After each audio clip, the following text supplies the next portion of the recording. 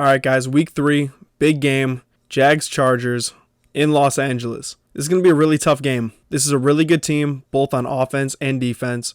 Guys that can fly around the field, extremely talented weapons on the outside, as well as in the backfield. And then, of course, Justin Herbert. Something we have to do is carry this momentum that we have going for us right now. After that week 2 win against the Colts where we shut them out, we have to carry that momentum into Los Angeles if we want to beat this Chargers team. This is a statement game for us. We laid out the blueprint last week and really take that into this game against the Chargers. I know I said it a few videos ago, but we haven't won a road game since we beat the Oakland Raiders in Oakland. It's been some time, and I think that this would be the most perfect time ever to finally get that road victory. Before I get into this preview, make sure to drop a like and a comment. Let me know how you guys are feeling going into this week. And also make sure to hit that subscribe button if you haven't already. Also hit that notification bell so you get a notification every time a brand new video is uploaded. And with that being said, man, let's get into this preview.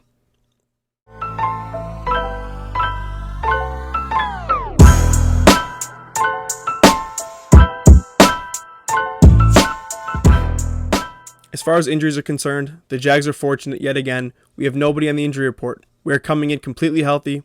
Tyson Campbell got hurt last week during a play. He was able to finish that drive out, so he's completely fine and ready to go.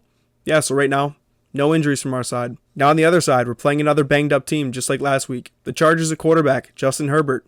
He has a rib injury. He's been limited through Wednesday and Thursday. I'm not sure exactly if he will be good to go. It seems like he's trending towards that direction, but still, definitely something to keep up with. And then his targets, Keenan Allen, dealing with a hamstring injury. He didn't play last week. He's been limited throughout practice this week. And then Donald Parham, tight end.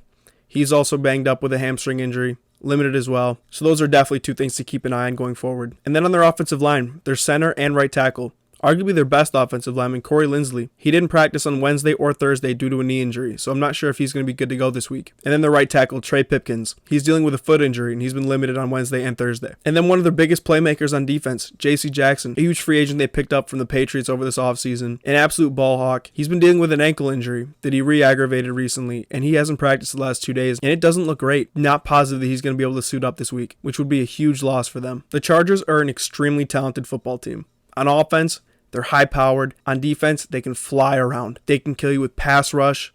They can kill you with their secondary. They have playmakers everywhere on both sides of the ball. You have to play essentially flawless, especially on the road in that environment. So I'm going to go over a couple keys to victory if we do want to come out with a win this week. It all starts with Trevor and maintaining consistency. He was awesome last week. Took what the defense gave him, and he's got to do that again this week. He was 25 of 30 for 235 and 2 touchdowns last week, and we got to see that again. This week, the pass rush is going to be a lot different than it was last week, and our offensive line has to play really, really well in pass protection. Cam Robinson has been pretty good, but Jawan Taylor has been our best offensive lineman this season. I know it's only been 2 weeks, but still, he's been essentially perfect these past 2 games, and he really has to keep that up. I mean, you're going up against a defense with, Khalil Mack on one side and Joey Bosa on the other. There's no easy matchup there.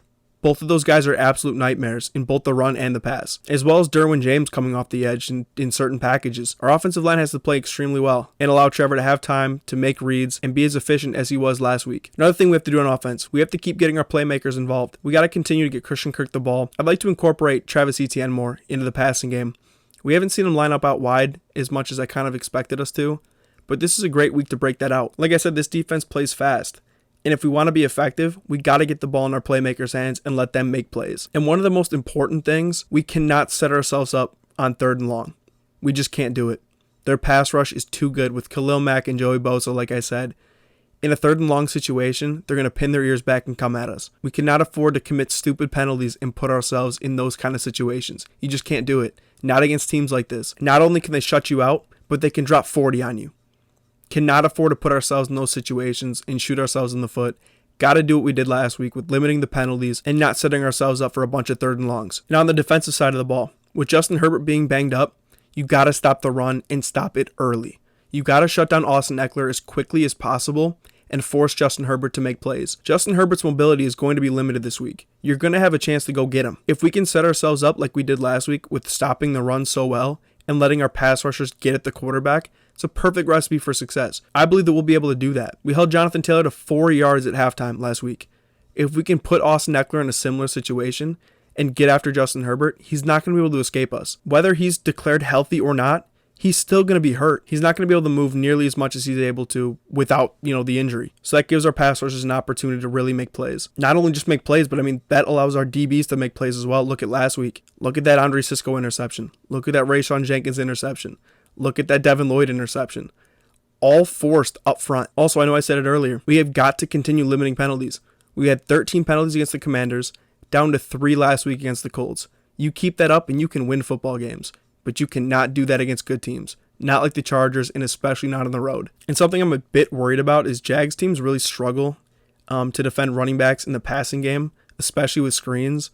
And the Chargers like to get Austin Eckler involved through the air a lot. And we have a bunch of young guys out there. So we really got to stay focused and make sure we take that away as much as possible. Because also, with Herbert's ribs, he's probably not going to be looking deep, too much. A lot of intermediate throws, a lot of underneath throws. Got to be aware for that. Now, here's some things I'm looking forward to this week that I really, really hope to see. I know I said it earlier, but I really consider last week the blueprint to success for this football team. Last week was a perfect example how we can really take that next step, and we really need to implement that this week and every week going forward. So I really, really hope to carry that momentum that we have right now over to this Chargers game. And if we do that, we'll start getting some recognition. I know people are sick of seeing everyone on Twitter being like, oh, the Colts are just bad. The Colts just aren't good anymore. Oh, this team, we overrated them coming in. You won't see that. I'm just waiting for the narrative to switch that the Jags are for real. And this is a perfect opportunity to take that. And as a Jags fan, we see that a lot. It's discrediting the other team rather than crediting us. But I think it's different this time. I think we are actually legit. And I believe that this is a perfect opportunity to really put the league on notice. Another thing, this is a huge game for Trevor Lawrence. Coming off his, you could consider that his breakout game last week. I know that's how a lot of people feel around the league. And in order to really solidify that, going head-to-head with one of the best young quarterbacks in the league and playing well and winning, that just does wonders. That'll give you confidence and could really set him up for a huge season, even from just one game. Another thing, keep getting Christian Kirk the ball. His separation numbers are crazy. Keep looking for him in one-on-one and keep, schematically putting him in a position to take advantage of defenses. I'm seeing him line up in the backfield. I'm seeing him on motion sweeps. I'm seeing him all over the place. And I love that. The creativity is awesome. It's really fun to see, and it's working. That's the best part about it, is it's working. It's not just gimmicky. It's leading to production. So I hope to keep that up. Keep getting him involved because he has been fantastic so far in these past 2 games. On the defensive side of the ball, this goes without really being said, but get after the quarterback. I know I talked about it a little bit earlier, but Justin Herbert and his lack of mobility, you would expect going into next week, that gives our pass rushers a chance to really get after him and force him into making mistakes. Their offensive line is banged up. Keenan Allen may not play. That's Herbert's, go-to guy. And if their offensive line isn't giving him the best pass protection, you might make him make a bad throw or two, and that could be the difference in the game.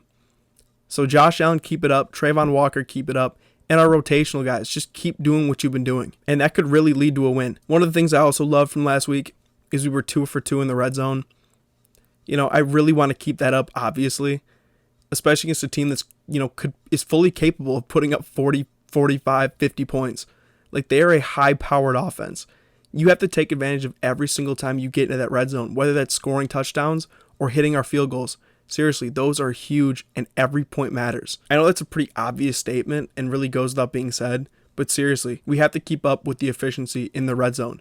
That's something that Jaguars teams in the past have always really struggled with. But with the confidence of Trevor Lawrence in his targets and the aggressiveness of Doug Peterson, I really hope to see that switch and really become effective in the red zone, because that's how you become a good football team. And to kind of play off that, Doug Peterson and his aggressiveness, keep that up. I don't know about you, but I have been loving how often we're going for it on 4th down. It's incredible. And it really puts pressure on the other team and shows his confidence, Doug Peterson's, in our guys. And that inherently boosts their confidence. So I really hope to keep up with the aggressive calls. I love going for it on 4th and take advantage of every single drive. That's how you beat good teams. The Chargers are a really good team. Really, in every single position group, they have a stud. But this is a huge opportunity for this young Jags team to really take the league on notice. Last week, they were talking about how the Colts are done, how they just don't look good.